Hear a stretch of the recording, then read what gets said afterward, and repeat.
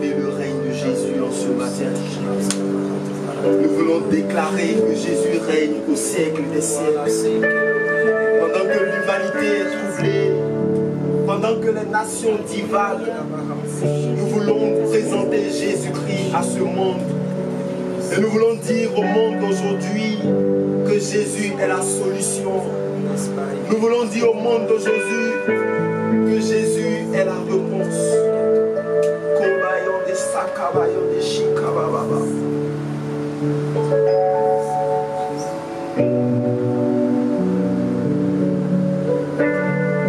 Seigneur, tu règnes, tu règnes, tu règnes. Lorsque ton règne est élevé, lorsque ton règne est établi, les puissances des ténèbres n'ont plus la place. Lorsque ta toute puissance est proclamée, Seigneur, il y a changement d'atmosphère, il y a changement d'identité, il y a changement, renversement de tendance. Et nous voulons déclarer ce matin que tu règnes. Nous voulons déclarer que tu règnes.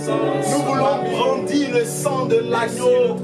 Nous voulons implorer ta présence en ce matin.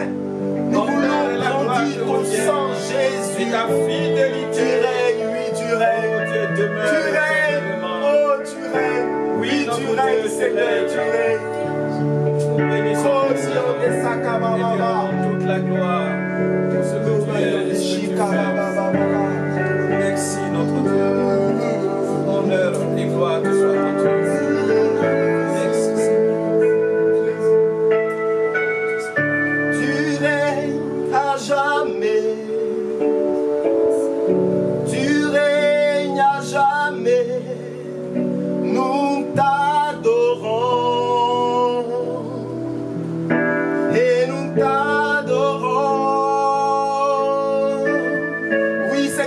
Lever ton règne ce matin.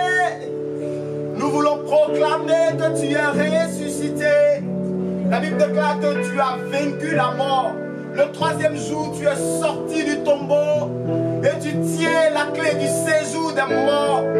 Seigneur, l'atmosphère actuelle ne peut pas influencer le nom de Jésus. Raison pour laquelle nous voulons proclamer ton nom, Jésus. Nous voulons déclarer que tu règnes, tu règnes, tu règnes, tu règnes, tu règnes, tu règnes. Oh oui, tu règnes. Ensemble, proclamons que tu règnes à jamais. Tu règnes à jamais. Jésus, tu règnes. Tu règnes à jamais. Nous t'adorons. Et nous t'adorons. Oui, nous t'adorons. Oui, nous t'adorons.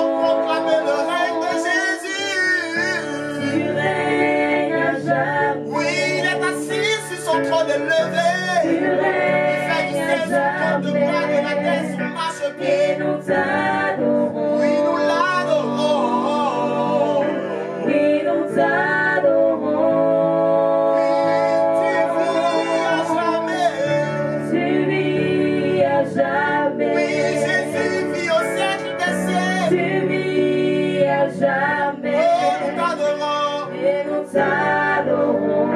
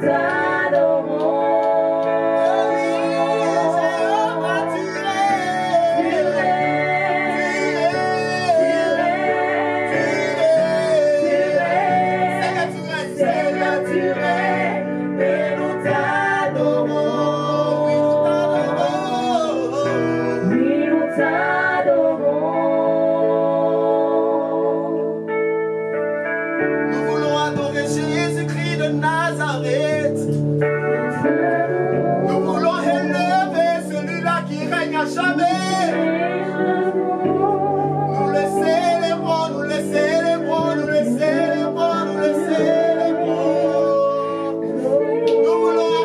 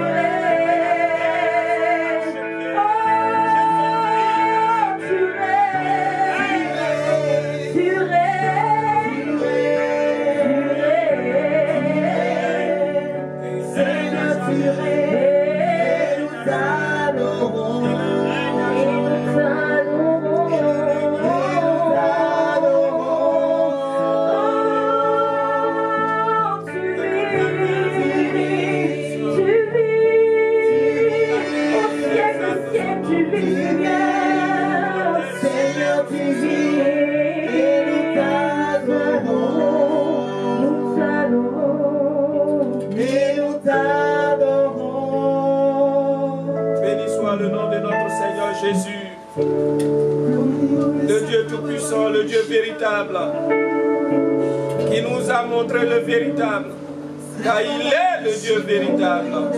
Nous voulons célébrer son Saint-Nom, nous voulons magnifier son Saint-Nom, car il vit éternellement. Le trône est le lieu où il réside, la terre est son marchepied. Le Dieu que nous adorons est le Dieu véritable. Et ce matin, c'est une joie pour nous de célébrer son Saint-Nom. Alléluia. Que toute la terre loue le Dieu Tout-Puissant. Que toute la terre célèbre le Dieu Tout-Puissant.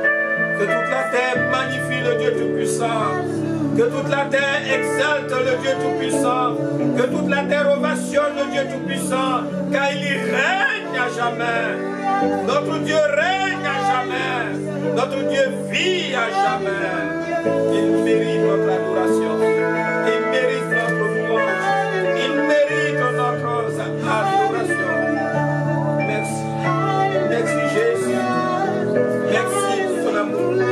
Merci pour ta fidélité. Merci pour tes bienfaits. Merci pour ta présence. Merci notre Dieu pour la présence de ton Esprit Saint. Louange et gloire te soit rendue. Merci notre Dieu.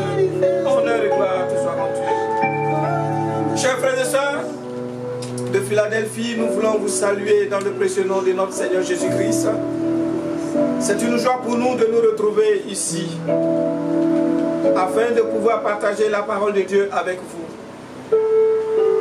En ce jour, nous voulons étudier le livre d'Hébreux, principalement en son chapitre 11, à partir du verset 1 à 40, où il est question des héros de la foi, d'où le thème à l'école des héros de la foi. Je voudrais lire ce passage. Or, la foi est une ferme assurance des choses qu'on espère, une démonstration de celles qu'on ne voit pas. Pour l'avoir possédée, les anciens ont obtenu un témoignage favorable. C'est par la foi que nous reconnaissons que le monde a été formé par la parole de Dieu, en sorte que ce qu'on ne voit pas a été fait de choses visibles. C'est par la foi qu'Abel offrit à Dieu un sacrifice plus excellent que celui de Caïn. C'est par elle qu'il fut déclaré juste.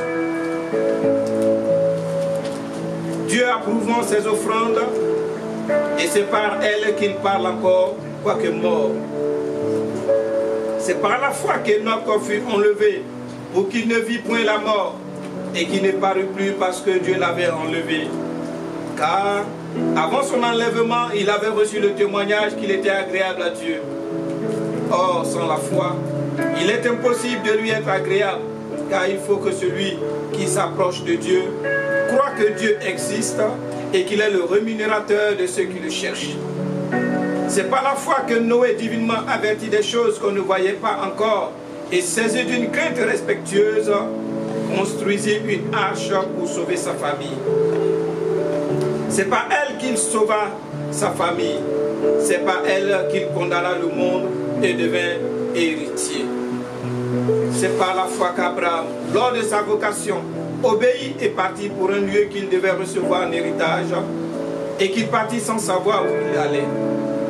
C'est par la foi qu'il vint s'établir dans la terre promise comme dans une terre étrangère, habitant sous ses tentes, ainsi qu'Isaac et Jacob, les cohéritiers de la même promesse. Car il attendait la cité qui a de solides fondements, celle dont Dieu est l'architecte et le constructeur. C'est par la foi que Sarah elle-même, malgré son âge avancé, fut rendue capable d'avoir une postérité parce qu'elle crut à la fidélité de celui qui avait fait la promesse. C'est pourquoi d'un seul homme déjà usé de corps naquit une postérité nombreuse comme les étoiles du ciel, comme le sable qui est sur le bord de la mer qu'on ne peut compter. C'est dans la foi qu'ils sont tous morts sans avoir obtenu les choses promises, mais ils les ont saluées et vues de loin, reconnaissant qu'ils étaient étrangers et voyageurs sur la terre. Ceux qui parlent ainsi montrent qu'ils cherchent une patrie. S'ils avaient eu en vue celle d'où ils étaient sortis, ils auraient eu le temps d'y retourner. Mais maintenant, ils en désirent une meilleure, c'est-à-dire une céleste. C'est pourquoi Dieu n'a pas honte d'être appelé leur Dieu, car il leur a préparé une cité. Que Dieu bénisse sa parole. Nous voulons laisser le groupe de louanges apporter un chant.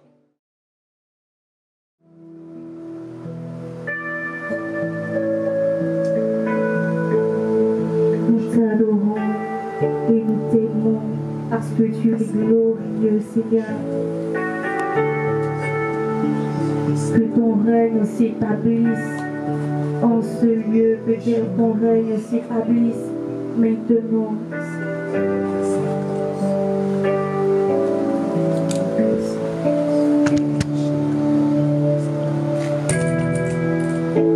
Seigneur notre Dieu, tu es glorieux.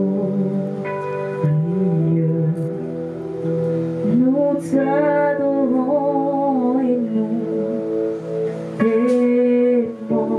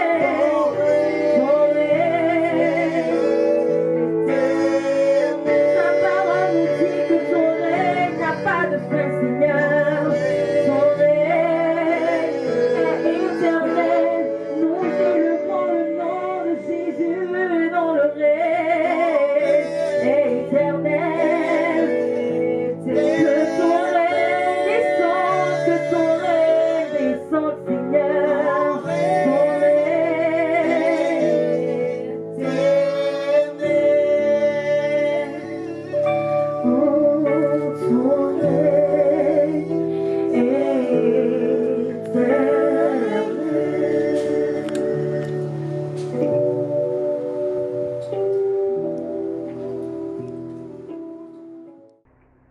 Nous voulons, notre Dieu, recommander ces instants entre tes mains, l'écoute de ta parole.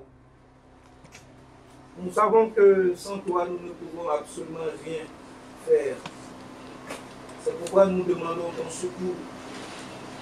En ces temps de la fin, nous avons besoin de ta présence. Cette présence qui vivifie, cette présence qui revigore, cette présence qui nous ressource, qui nous donne d'aller de l'avant, qui nous donne de l'espérance. Bénis ce moment, s'il te plaît. Bénis l'écoute de ta parole au nom de Jésus. Amen. Amen. Comme nous l'avions dit à l'entame de notre culte, nous voulons parler de ce thème à l'école des héros de la foi. Cela fait quelques dimanches que nous n'avons pas eu l'opportunité de nous retrouver et nous ne savons pas ce qui peut se passer. Et donc nous avons décidé de faire ces enregistrements afin d'édifier les frères et sœurs. Et donc le passage que je vous ai donné, que j'ai lu déjà, se trouve dans Hébreux le chapitre 11, versets 1 à 40. Et nous savons tous que l'humanité est frappée de plein fouet par cette énième pandémie, et ce, la plus sévère qui soit. Alors il importe que nous nous levions à la fois dans la prière et la prédication de la parole de Dieu, afin d'amener un plus grand nombre de convertis à Christ et de fortifier ainsi la foi des chrétiens. Cette série d'exhortations donc que nous allons voir sera focalisée sur la foi des personnages bibliques que l'on qualifie de héros. Les expériences que ces hommes et femmes rapportées par l'auteur de l'Épître aux Hébreux ont été citées à l'exemple, à nous qui sommes parvenus à la fin des temps, afin que nous en tirions toutes les leçons pour notre édification. L'apôtre Paul renchérit en ce thème. Ces choses leur sont arrivées pour servir d'exemple et elles ont été écrites pour notre instruction à nous qui sommes parvenus à la fin des siècles, et nous voyons cela dans 1 Corinthiens le chapitre 10 à partir du verset 11. Et donc, comme je l'ai dit, ces leçons seront tirées de la vie de chacun des personnages que nous avons étudiés. Il s'agit en premier lieu Abel, ou la foi qui s'exprime à travers l'offrande, ou si vous voulez, à travers le sacrifice excellent. Ensuite, nous aurons l'opportunité de voir Enoch, ou la foi qui tient ferme et persévère dans la marche avec Dieu. Noé, ou la foi qui sauve la famille. Abraham, ou la foi qui abandonne tout ce qui est cher pour le Seigneur. Et enfin, Sarah, ou la foi qui saisit la promesse divine. Le but de ces messages est de fortifier la foi de chacun de nous dans l'attente du retour de notre Seigneur Jésus-Christ. Donc, nous allons voir aujourd'hui le premier personnage, c'est-à-dire Abel. Nous voyons cela dans le verset 4 du chapitre 11 de l'Épître aux Hébreux, où il est dit: c'est par la foi qu'Abel offrit à Dieu un sacrifice plus excellent que celui de Caïn. C'est par elle qu'il fut déclaré juste, Dieu approuvant ses offrandes, et c'est par elle qu'il parle encore, quoique mort. Mais avant d'aller plus loin, posons-nous la question de savoir qu'est-ce que la foi. La foi est la ferme assurance, la conviction, la garantie, le fondement, la réalisation, nous pourrons dire la substantialisation des choses que l'on espère. Elle est la preuve, la démonstration, la certitude, absolue conviction des réalités invisibles. Un moyen de les connaître, de percevoir ce qui n'est pas révélé à nos sens. En d'autres termes, Nous voulons dire ce matin, chers frères et sœurs, que la foi, c'est cette conviction que l'on a de ce que Dieu non seulement existe, mais aussi tout ce qui a été créé à partir de rien. Et dans notre marche en tant que chrétiens, il est important que nous puissions le faire, nous puissions marcher avec cette pensée de la foi. Nous venons de voir ce que c'est que la foi. Allons maintenant à notre premier personnage, c'est-à-dire Abel. Abel, ou la foi qui s'exprime par un sacrifice plus excellent. Nous savons, lorsque nous lisons Genèse, que Genèse chapitre 3, à partir du verset 21, que des années se sont écoulées après la chute du couple Adam et Ève, et lorsqu'ils ont été renvoyés du jardin d'Éden.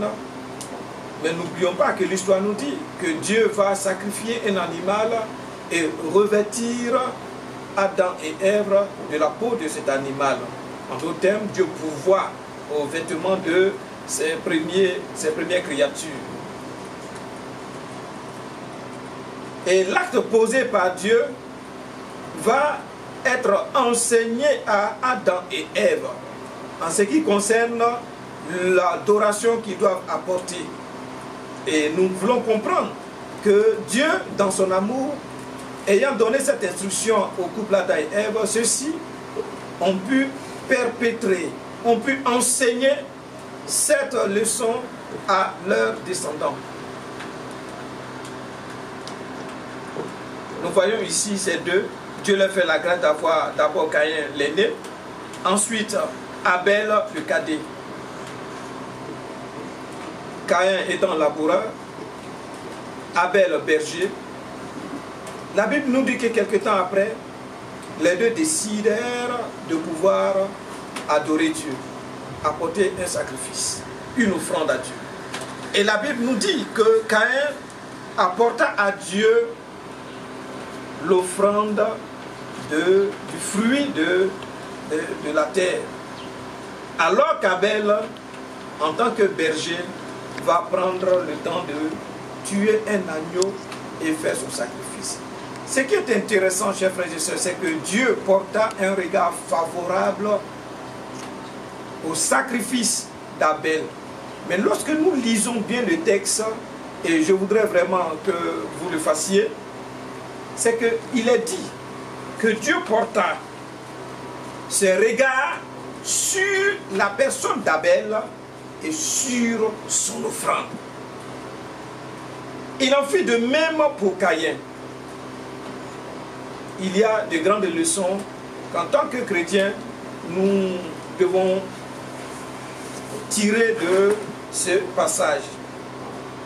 Il est dit dans Genèse chapitre 4, verset 4, ce que je viens de dire, Abel de son côté en fit une des premiers-nés de son troupeau et leur graisse, c'est-à-dire son offrande.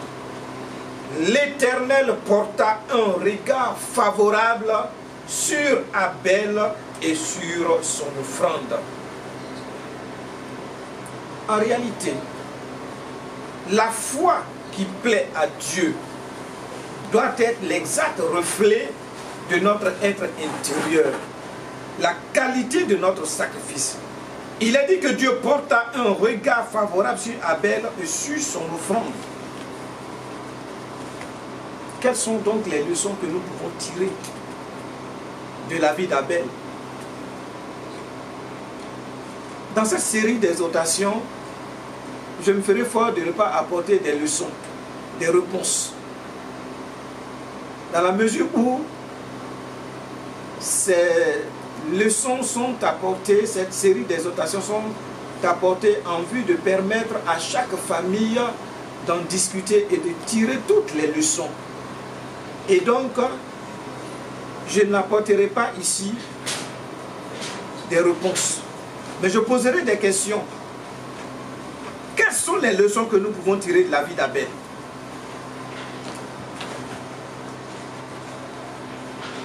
Chacun apportera donc sa réponse sur la plateforme pour un échange fructueux dans nos prochaines émissions. Nous pouvons même aller plus loin nous voyons que Dieu approuva la foi d'Abel. Mais le résultat de son action fut quoi? La mort.